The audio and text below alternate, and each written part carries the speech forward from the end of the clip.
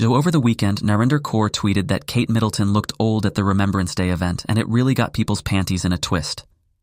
All of the biggest hate accounts who have dedicated their lives to trolling Meghan Markle, who regularly body shame her, were very, very upset. According to Taz aka Natasha Cannell was quick to come to Kate's defense, saying how she couldn't understand why someone would be so nasty.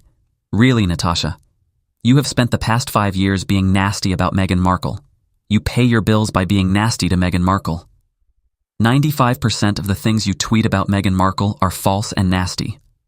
In fact, Natasha aka Taz, who once complained about being body shamed on social media, has body shamed Meghan Markle and said nasty things about her looks on several occasions. Taz body shamed postpartum Meghan Markle, tweeting that she didn't look healthy and that she looked bloated and medicated and even more pregnant 4 weeks after giving birth. That's a pretty nasty thing for someone who can't have children to say about a new mom. Massive hypocrite Taz has tweeted disgusting things about Meghan Markle's pregnant body as well. According to Taz, Meghan's pregnancy was faked because she didn't gain weight all over, the way other royal women did. We don't need to get into all the reasons Taz's logic is flawed. This is a nasty and frankly stupid thing for someone who once said people who body shame are ugly. She also made fun of Meghan's teeth, comparing them to that of a horse. This is also a nasty thing to say, especially when you look like this. She also accused Meghan of starving herself in order to lose weight when comparing her to Kate Middleton. Why is it okay for Natasha Cannell aka according to Taz to say nasty things about Meghan's body? Then there is this psychopath MeghansMole who vowed to take revenge on Narinder in her next YouTube video. MeghansMole's main source of income is slandering and defaming Meghan Markle online. So it's a bit hypocritical of her to go after Narinder when she has body-shamed Meghan Markle in order to accuse her of molesting a child. Using this deranged logic, the same thing could be said about Kate. MeghansMole's life quite literally revolves around posting mean, unfounded, and misogynistic insults about Meghan Markle. Here's a tweet she posted lying about Meghan Markle getting plastic surgery using another unflattering photoshopped photo of Meghan Markle. This is far more disgusting than anything Narinder has done. Also, using photoshopped pictures of Meghan to defend Kate against what you claim is a misogynistic attack kind of undermines your point. For the record, this is the most recent public image of Meghan Markle. The hypocrisy didn't stop there, with many accounts that have been set up for the sole purpose of trolling Meghan Markle raging about what Narinder said. Imagine having a nasty photoshopped photo of Meghan Markle as the profile picture for an account you set up to mock Meghan Markle, and calling someone else's opinion misogynistic. That would be like me calling a parody account of According to Taz's mom Carol mean. One particularly unhinged account, Queer Lips of Doo-Doo, accused Meghan Markle of making Narinder post the tweet about Kate because she is jealous of Kate's beauty, and people agreed with him. What? Respectfully, Meghan Markle is a beautiful woman. Why would she want to look like anybody else when she looks like herself? The hypocrisy also came from the British media and public figures. Women who have remained silent and in some cases participated and profited from the industrial bullying of Meghan Markle were quick to defend Kate. Julie Burchill, who was fired from The Telegraph for a racist tweet about Harry and Meghan's newborn daughter, who had to pay journalist Ash Sukar substantial damages after libeling her with racist and misogynistic comments, came running to Kate's defense.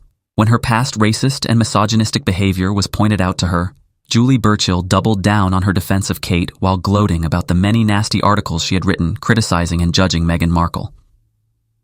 So let's get this straight.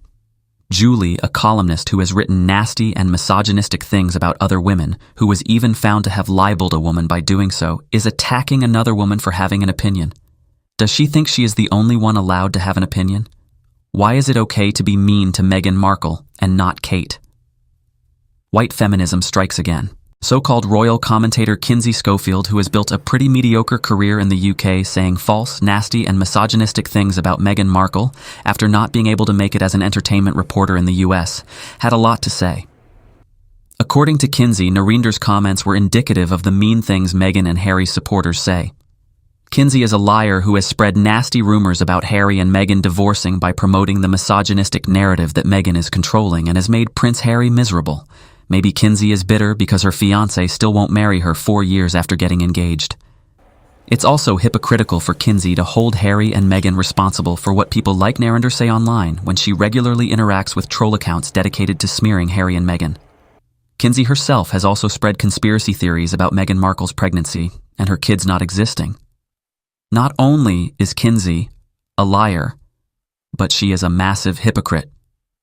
Here she is saying she would never talk about Meghan Markle's mental health or her children. Because a lot of Meghan and Harry's fans and a lot of people who are speculating online are saying, look, there's a massive double standard here, because the people who are arguing for the Princess of Wales to have her privacy are the very people that wanted to invade the privacy of Meghan. Well, no, because that was my point. When Meghan lost her baby and wrote about it in the New York Times, I didn't want to touch that. When it comes to delving into Meghan Markle's mental health, that is Meghan Markle's mental health. That is none of my business. I'm not going to dissect Meghan Markle's mental health. If Meghan Markle is fired by Spotify and it's in the Wall Street Journal, then yes, game on. But I don't want to talk about Meghan Markle's miscarriage. I don't want to talk about Meghan Markle's mental health. I don't talk about Meghan Markle's children. There are things that are off limits. Is doing exactly what she said she would never do. A lot of trouble really quickly while we're on the topic. Thank you. I'm just going to say this. Where's Kate? Where are Archie and Lily? I haven't seen them in over 2 years. Where's the big internet campaign about the missing children? For people who say Kinsey has never commented on the way Meghan looks, she has. Like Narendra, Kinsey has also made observations about the way Meghan looks, oftentimes to further whatever nasty narrative she has in mind. For example, after spending the entire summer spreading rumors about Harry and Meghan's marriage being on the rocks, Kinsey had to cover up for the fact that she had been lying by implying that Harry and Meghan's PDA at the 2023 Dusseldorf Invictus Games was fake. Of cuddles in Germany for the Invictus Games. I mean, they are definitely putting on a show, but I think that it's more than wanting to convince people that there's no problems at home. Harry and Meghan are obviously fantastic actors. If only Christopher were that good of an actor, he could pretend to love Kinsey. She did the same thing again when she questioned the authenticity of a video of Meghan and Harry looking very much together after spreading rumors about their marriage for weeks prior. But she thinks what Narendra posted was cruel. Kinsey isn't a journalist. She doesn't report new information or break stories. She doesn't even have sources. Don't let that sad Hollywood screensaver behind her fool you. She has no connections to Hollywood or Southern California society. If she did, she'd be reporting in the US. She'd be invited to Hollywood events, not making appearances on failing UK news channels. All she does is talk shit. In the absence of any real facts or information, Kinsey has to invent salacious, controversial things that she knows will get her attention and keep her booked on shows. This doesn't make her any different than what she is accusing Narendra of being. The nasty things Kinsey says about Meghan are arguably more damaging than Narendra pointing out that Kate looks like she is aged, which is something we are all doing. Why is Kinsey allowed to have an opinion on just about everything related to Meghan, including the state of her marriage and her children's whereabouts, but Narendra can't have an opinion on Kate? There has always been a double standard regarding what people say about Meghan versus what they are allowed to say about Kate. It seems that people are allowed to be nasty about Meghan, but not Kate. Just to recap, Narendra tweeted, "Why has Kate aged so much? Isn't she only 42? Is she a smoker?" It's the only explanation. It wasn't very nice, but it was hardly a hate crime, and apparently, she touched a nerve. The people who are raging and attacking Narendra, like Dan Wooten, are the same people who were outraged at the prospect of Jeremy Clarkson being cancelled when he wrote that piece about fantasizing about throwing excrement at Meghan Markle while she was forced to parade naked through the streets. It was a violent, disgusting, misogynistic fantasy that was much, much worse than anything Narendra has said, and it would never have been printed had it been written about a white female member of the royal family. In fact, many of the accounts attacking Narendra for what she said about Kate found what Clarkson said about Meghan funny. Dan Wooten, who has a documented history of bullying women, particularly women of color, wrote a piece defending Jeremy Clarkson. According to Dan, demanding accountability for the misogynistic things said about Meghan is woke, and apparently poor Jeremy Clarkson made a mistake, for which there should be no consequences when he wrote that he fantasized about throwing excrement at Meghan, the Duchess of Sussex, while she was forced to parade through the streets naked. Dan Wooten had no such grace for Narendra. Dan, spent the week exploiting the situation by raking Narinder over the coals for her tweet about Kate, and claiming she was a bully playing the race card. He wasn't Clarkson's only defender. Alison Pearson, crackpot and Telegraph columnist and advocate for certain women's rights, who once said that the UK was becoming more dangerous for women, wrote a piece defending Clarkson, saying she would much rather have a world filled with Jeremy Clarksons than Meghan Markle's. When online conspiracies spread about Kate's whereabouts, Alison wrote a nauseating, sycophantic piece in defense of her. Sarah Vine wrote a column accusing Narinder of being a tawdry opportunist and a bottom feeder.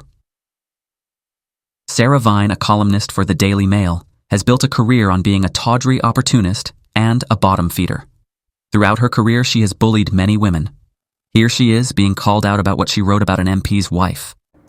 Well, I think it may have been a mistake because Sarah, in her article about Mrs. Miliband, compared her to an alien, compared her to Mr. Spock, and said that a government under Ed Miliband would bring a Stalin-esque situation. I mean, that was pretty tough talk. Well, particularly from someone who's in a position to know how vulnerable you are as a political it's life. interesting because when I started out on this process, I was, well, not exactly a sensitive flower, but I was certainly a much more, probably a much nicer person than I am now. You just get tough. You have to get tough, otherwise you just can't survive it. And, but there's something else going on, which is the corrupting influence of newspapers. Newspapers want you to write that sort of vile stuff. I mean, that lady has done nothing wrong in life, except that she happens to be married to the leader of the opposition. To compare her to an alien or Mr. Spock, in my view, is not justified. Well, the piece was actually about the kitchen. No. As a matter of fact. Well, yeah, and it was pretty bitchy about the kitchen. It was pretty bitchy about the kitchen. And if you read... It turns out not to be the proper kitchen. No, in fact, there are two kitchens. But the point is that I'm a journalist. I write that kind of stuff. I've written that kind of stuff for the last 20 years. Yes, but it's not nice. And that sort of stuff, but that doesn't... Newspapers aren't meant to be nice. Using your position as a Daily Mail columnist to attack the wife of a politician when your husband is a member of the opposite party seems pretty tawdry and opportunistic to me. Sarah Vine was also the author of this bizarre misogynistic article focusing on the former Prime Minister's and former First Minister's legs during talks on Brexit. But again, it's Narinder she calls a bottom feeder. One right-wing broadcaster from GB News commented that if a white right-leaning commentator had said what Narinder had, they would never work again. Then why are Jeremy Clarkson and Tom Bower, a man who once called Meghan Markle a brazen hussy for daring to wave through a car window, still employed? As you can see, Narinder very much has a point when calling out the racism that's been directed at her over this tweet. Contrary to what Dan Wooten says, she isn't playing the race card, because she is very much being held to a different standard than white commentators who have said far worse, like Jeremy Clarkson. Here's the thing, there's nothing wrong with aging. Women age. Women can be beautiful and attractive at any age. If you're upset by Narinder's tweet, it's because you view what she said as an insult to Kate. You are buying into the very misogynistic and ageist idea that women somehow lose their value as they age because you think aging is bad. The people who are upset by Narinder's tweet should get off their high horses and check their own misogyny. And let's be real, you're upset because a brown woman dared to have an opinion you don't agree with, about something you don't think she has the right to have an opinion about. It's the same reason people are so upset about Adjoa Ando's Boots Christmas ad. Some people think that to have an opinion about something British, you have to be British, and that to truly be British, you must be white. Adjoa Ando and Narinder Kaur are two non-white British women who dared to have an opinion about something very British, members of the royal family. It's the same racist thinking behind articles like this asking why Stormzy can't just be grateful for the privilege of living in the UK after he dared to criticize the government's handling of the Grenfell Tower fire. It's also interesting that the people who are most upset about Narinder's tweet are royalist trolls who regularly disparage Meghan Markle's looks and post misogynistic things about her daily. They participate in the cottage industry that's devoted to trolling Meghan Markle. And they say far, far worse about Meghan than Narinder has ever said about Kate. Let's not forget all she did was ask a question based on her own opinion. Posting unflattering, manipulated photos of Meghan Markle to defend Kate doesn't help your argument. It only adds to the hypocrisy surrounding the backlash against Narinder. Royalists should ask themselves why they are more upset about someone having the opinion that Kate has aged than they are about their future king being a slumlord. Genuine question. Why are people like Jeremy Clarkson allowed to exercise their free speech while Narendra isn't? Clarkson didn't receive anywhere near the same amount of backlash, vitriol, and racist abuse that Narendra has on social media. Is it because he's white? Why are the same people who have come running to Kate's defense the same people who have remained silent about or have profited from the industrial-scale bullying of Meghan Markle? Let me know what you think in the comments.